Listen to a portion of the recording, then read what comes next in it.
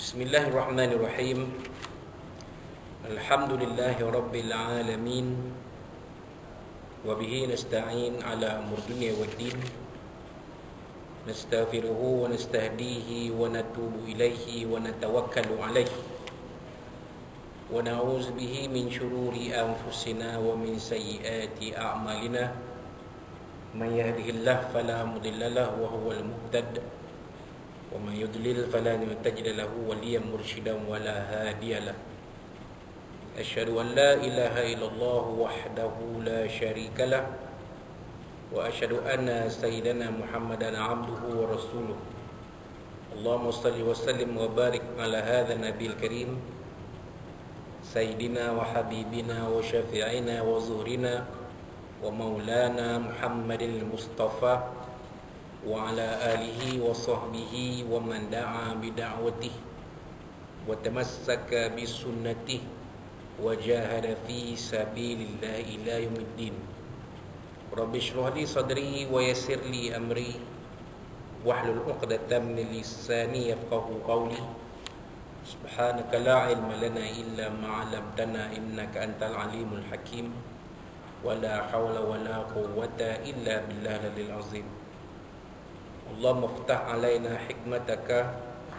وانشر علينا من خزائن رحمتك يا أرحم الراحمين اللهم أرنا الحق حقا وارزقنا اتباعه وأرنا الباطل باطلا وارزقنا اجتنابه قال الله سبحانه وتعالى في كتاب العزيز أعوذ بالله من الشيطان الرجيم ورتل القرآن ترتيلا صدق الله العظيم وقال نبينا سيدنا محمد صلى الله عليه وصحبه وسلم خيركم من تعلم القرآن وعلمه أو كما قال صدق Rasulullah sallallahu alaihi wasallam. Tuan dan puan muslimat sekalian rahimakumullah, assalamualaikum warahmatullahi wabarakatuh. Amma ba'd. Alhamdulillah, semua alhamdulillah, pada tengah hari ini 9 Zulhijjah 1441 Hijriah, hari Arafah, bersamaan 30 Julai 2020, ya, kita telah sama-sama sekali lagi menunaikan solat fardu zuhur berjamaah yang dipimpin oleh Tuan Imam kita, ya, Al-Fadhil Ustaz Ashraf Khalid bin Fazil, dan dibantu oleh Tuan Bilal Ustaz Ahmad Syahril bin Ramli. Kita masih ucapkan kepada guru-guru Al-Fadhil Ustaz yang membantu mengimarahkan solat zuhur berjamaah. Dan tuan-tuan dan puan-puan muslimin muslimat rahimakumullah, ya, pada hari ini mungkin kita tidak berapa ada di IPK ini kerana sebahagian kita telah pun bercuti, ya, telah pun dalam perjalanan kembali ke kampung. Ada yang dah sampai ke kampung, ada yang dalam perjalanan pulang ke kampung, untuk menyambut hari Idul Adha, yang mana kebiasaan tiap-tiap tahun hari Idul Adha ini disambut secara sederhana, melainkan di negeri Kelantan dan sebahagian negeri Terengganu. Jadi kali ini berbeza keadaannya kerana kita tahu pada hari Idul Fitri yang lalu kita tidak dapat berhari raya di kampung masing-masing, kita hanya berhari raya di rumah masing-masing, ya. Jadi tuan-tuan, ya, puan-puan muslimin muslimat rahimakumullah, pada hari Idul Adha inilah, ya, kesempatan diambil oleh kebanyakan kita untuk pulang ke kampung, ya. Dan kaum wanita pun mungkin tidak berapa ada juga hari ini, ya. Kerana mereka dah balik awal, ya, mungkin, ya, untuk buat persiapan juadah untuk hari Idul Adha, dan mungkin juga untuk bersiap-siap balik ke kampung pada petang ini juga. Jadi tuan-tuan dan puan-puan muslimin muslimat rahimakumullah, hari Arafah ini adalah salah satu hari yang disunatkan kita berpuasa, di mana Nabi SAW menyebut dalam sebuah hadis mafhumnya, siapa yang berpuasa, ya, pada hari Arafah diampunkan dosanya selama 2 tahun. Jadi, ya, bukan kelebihan hari Arafah, puasa hari Arafah itu yang kita jadikan sebagai matlamat, tetapi Ya, tujuan kita berpuasa semata-mata untuk mencari keredaan Allah Subhanahu wa taala. Itulah matlamat tertinggi. Sesuatu ibadah itu dilakukan, kita lakukan, ya, kerana rasa ta'abudiyah, rasa kehambaan kita kepada Allah Subhanahu wa taala. Begitu juga dengan kita membaca Al-Quran.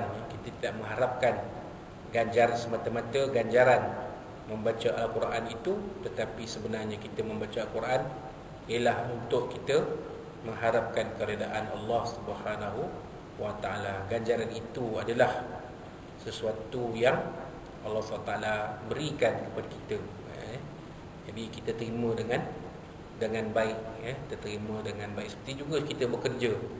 Gaji adalah ganjaran yang kita akan dapat hasil kita bekerja.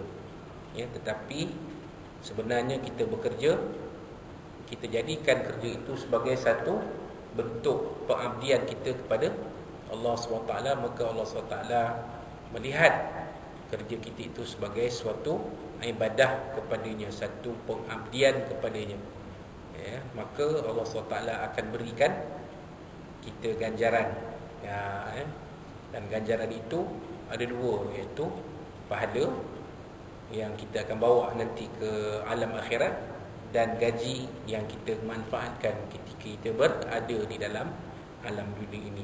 Jadi tuan-tuan dan puan-puan muslimin muslimat rahimakumullah, setiap kali hari Khamis kita akan mengupas isi kandungan buku Formula Huruf Al-Quran mengikut Al-Imam Ibnu Al-Jazari rahimahullah ta'ala, yang disusun oleh sahabat adik kami, adinda kami, Ustaz Osman Al-Amani bin Haji Azlan Al-Azhari. Jadi kita teruskan dengan matan yang ke-11 yang ditulis oleh Al-Imam Ibnu Al-Jazari rahimahullah ta'ala. Thumma li aqsal khalqi khamzun ha, thumma li wastihi, thumma li wastihi fa'ainun ha'u. Apakah maksud dia? Kemudian makhraj khas kedua ialah pangkal kerongkong.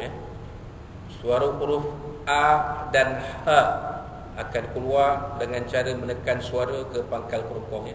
A, terasa pangkal kerongkong tu ada keluar suara. Jadi kalau nak tahu macam mana bunyi dia, dia terasa. Terasa dekat pangkal kerongkong tu. Terasa kat bawah tu. Kemudian diikuti makhraj khas ketiga, iaitu pertengahan kerongkong. Thumma li wasfihi fa'ainun ha. Itu dia maksud matan yang kedua tu. Ayat yang kedua dalam matan yang ke-11 ni. Kemudian diikuti makhraj khas ketiga, iaitu pertengahan kerongkong. Wasfihi tihi, wastil halqi, halqum, pangkal bawah, aqsa di bawah. Al-khalqi khalqum, kerongkong, tengah, iaitu wasfihi, wastil halqi, dengan kerongkong itu. Dari mana suara huruf apa yang keluar? Suara huruf ain dan ha akan keluar dari tengah kerongkong dengan cara menekan suara ke tengah kerongkong. Dinding kerongkong yang menjadi tempat laluan suara akan disempitkan. Dia terasa macam kecil.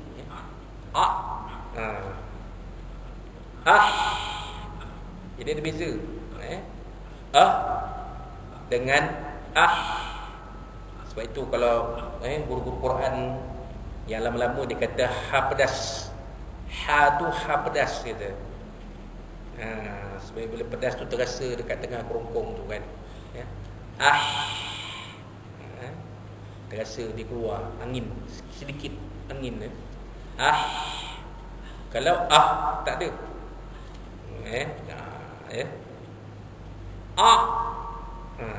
Pun sama juga. Macam nak tercekik tu. Kan? Bunyi tercekik tu adalah bunyi keluar huruf ain, ain, Jadi kalau dia buat keratan rentas, ya, kawasan kita ni, jadi bila sebut tu nampak, ya, dinding kerongkong tu jadi sempit, ya. Itu dia tuan-tuan, Kemudian yang ke-12, adnahu ainun ha'uha. Ya. Makhraj khas keempat ialah ujung kerongkong. Ya. Tadi aqsa bawah, wastun tengah, adna ujung atas. Tempat keluar huruf apa? Ghainun. Adnahu ghainun. Terasa dekat atas kerongkong. Dan kha'uha, ya, kha'uha, iaitu kha, kan, kita berkahak tu kan,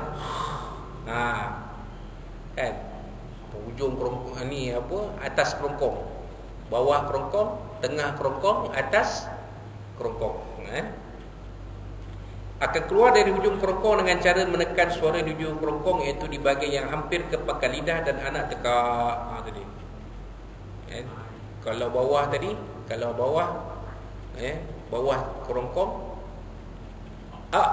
dan Kalau tengah kerongkong, dan Kalau atas kerongkong,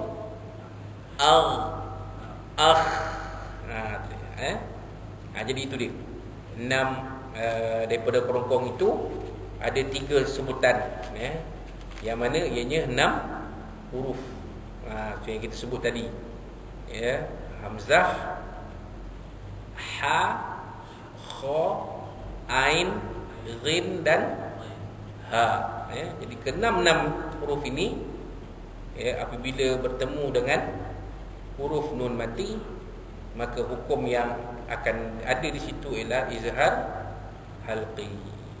Dinyatakan bunyi nun mati bertemu dengan huruf-huruf yang 6 ni. Sebut halqi, kenapa disebut izhar halqi? Kerana kena 6 huruf ini keluarnya dari kerongkong, seperti mana yang kita telah uraikan tadi, dalam matan tadi, matan yang ke-11 ayat pertama dan kedua, dan matan yang ke-12 ayat yang pertama. Jadi itu dia, 6 huruf, dari kerongkong 3 keadaan. Sebenarnya kita bincangkan tadi, dari kerongkong itu ada 3 cara sebutan, daripada bawah kerongkong, tengah kerongkong, atas kerongkong. Berapa huruf? Ada 6 huruf yang disebut tadi. Itu dia. Jadi, pada minggu hadapan kita akan teruskan dengan makhraj yang, kawasan makhraj yang berikutnya, iaitu lidah, al-lisan. Lidah ada 10 cara sebutan dan hurufnya ada 18. Jadi 6 huruf sudah kita ketahui cara sebutannya dan tempat keluarnya, iaitu kerongkong. Dari lidah ada 10 cara sebutan dan 18 huruf. Jadi kita akan lihat satu persatunya pada minggu hadapan, insya-Allah, dengan izin Allah SWT, pada kuliah zuhur kita yang akan datang, pada hari Khamis yang akan datang, kita akan uraikan. Masih lagi dalam matan yang ke-12. Kita akan masuk ke membincangkan tentang tempat keluar huruf kumpulan yang ketiga, iaitu dari lidah, yang mana ianya ada 10 cara sebutan, 10 tempat yang keluar dari lidah itu, dan ada 18 huruf kesemuanya yang terlibat, insya-Allah. Jadi yang baik itu dari Allah SWT, dan yang kurang itu daripada kita semua. Mudah-mudahan ada manfaatnya untuk kita bersama. Apa yang kita kongsikan semua, walaupun sedikit, tapi mudah-mudahan ada manfaat untuk kita dan kepada tuan-tuan dan perempuan yang berpuasa hari Arafah pada hari ini. Alhamdulillah, kita dah daftar, dah register lah. Kalau pagi tadi belum tentu lagi. masih boleh memilih sama ada nak berpuasa ataupun tidak. Tapi apabila masuknya waktu zuhur, maka kita dah dikira, kita dah kira kalau teruskan kita tak makan, tidak membatalkan melakukan perkara yang membatalkan puasa, maka bolehlah kita mengira diri kita berpuasa pada hari itu. Macam zuhur dah masuk, kita tak makan, tak minum, tak melakukan perkara yang membatalkan puasa, maka kita dikira berpuasa pada hari itu, pada hari Arafah. Jadi pada yang tuan-tuan yang telah pun memutuskan untuk berpuasa pada hari ini, alhamdulillah, berbuka je kita nanti, maka masuklah kita ke hari raya Idul Adha, iaitu 10 Zulhijjah, yang mana kita akan menyambutnya dengan kita melaksanakan takbir, takbir muqayyad dan takbir mursal. Takbir muqayyad ialah takbir yang dilafazkan selepas selesai semayang fardu atau semayang sunat. Walaupun disebut takbir muqayyad itu boleh mula dari subuh tadi, subuh 9 Zulhijjah, subuh tadilah. Tapi amalan kita, masyarakat kita di Malaysia ni, biasanya mereka akan bertakbir bermula dari solat maghrib, dan itu pun tak ada masalah, tak ada isu. Takbir pun boleh, tak takbir pun. Waktu siang 9 Zulhijjah ni takbir pun boleh, tak takbir pun tak mengapa, tak ada masalah, tak timbul isu. Dan ianya akan berterusan sampai 13 Zulhijjah, iaitu hari tasyrik yang ketiga, itu Isnin depan. Tiap kali semayang takbir, semayang fardu, semayang sunat, kita takbir. Habis semayang fardu, semayang zuhur, semayang asar, kita takbir. Itu takbir muqayyad. Takbir mursal adalah takbir yang berterusan hinggalah sampai saat untuk mengerjakan semayang sunat hari Idul Adha. Ini takbir mursal. Macam kita lihat dalam TV tu kan, dia ulang-ulang tayang balik takbir raya tu sampailah semayang hari raya. Lepas semayang raya tak ada lah. Kalau ada pun hanya selepas semayang fardu sahaja. Itu takbir mursal, takbir muqayyad yang masih ada. Takbir mursal, apa yang kata orang tu, tidak ada. Habis. Tetapi bezanya pada hari Idul Adha, selepas semayang hari Idul Adha, kita boleh sambung lagi takbir. Sebelum imam naik ke mimbar menyampaikan khutbah hari raya, itu boleh sambung. Sambung lagi takbir. Lepas tu doa, lepas tu imam naik mimbar. Itu semayang hari Idul Adha besok pagi. Adapun untuk hari raya Idul Fitri, lepas habis imam salam, terus doa. Takbir dah tak ada. Takbir itu hanya ada dari malam raya, malam 1 Syawal sampai semayang hari raya. Itu saja. Itu hari raya Idul Fitri. Jadi hari raya Idul Adha berbeza. Boleh teruskan takbir selepas habis semayang fardu atau semayang sunat kita di rumah, sampailah 13, sampailah ke asar 13 Zulhijjah. Masa korban tu boleh takbir tak? Tu lain. Nak sembelih boleh. Memanglah kita disunatkan bertakbir. Penyembelih pun disunatkan membaca Bismillahi Allahu Akbar, kan? Jadi itu tak lain. Tapi ini takbir yang dinamakan sebagai takbir muqayyad itu. Jadi boleh. Memang kita, kalau kata pada hari Senin itu kita buat korban tu, katalah ada semayang zuhur, ada orang semayang zuhur. Jadi imam semayang zuhur itu disarankan bertakbir selepas melaungkan takbir selepas habis semayang fardu zuhur dan semayang asar, sampailah asar 13 Zulhijjah. Jadi itu dia, sedikit tentang kupasan tentang takbir hari raya Idul Adha. Dan dalam kesempatan ini saya ingin mengucap kepada tuan-tuan dan puan selamat menyambut Hari Idul Adha dan selamat menyambut ibadah korban di tempat masing-masing. Dan untuk kita ibadah korban akan diadakan di perkarangan surau ini dan juga di perkarangan bangunan Jabatan Narkotik pada pagi 13 Zulhijjah 1441 Hijriah bersamaan 3 Ogos 2020 insya-Allah. Jadi itulah dia yang baik dari Allah SWT dan Quran itu begitu semua. Wallahu a'lam bishawab. Aqulu qawli hadza wa a'lamu li wa lakum. Wabillahi taufiq. Wassalamu alaikum warahmatullahi